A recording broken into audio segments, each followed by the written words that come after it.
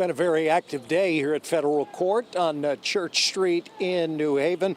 Both Bradley and Jessica Martinez, who was his treasurer during Dennis Bradley's 2018 campaign, were released on bond. Bradley was released on $300,000 bond, and Martinez on $250,000. Martinez has been mentioned, also the former president of the Bridgeport Board of Education. As you might imagine, both declined comment when departing federal court today.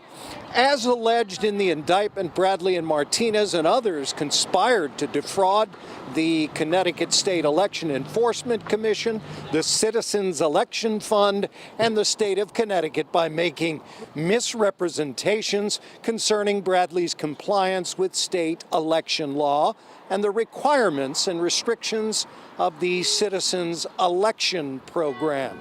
That's a voluntary public election financing program under which candidates can apply to the SEEC for grants to fund their primary and general election campaigns. And it's alleged that those defendants not only broke the rules at the outset of Mr.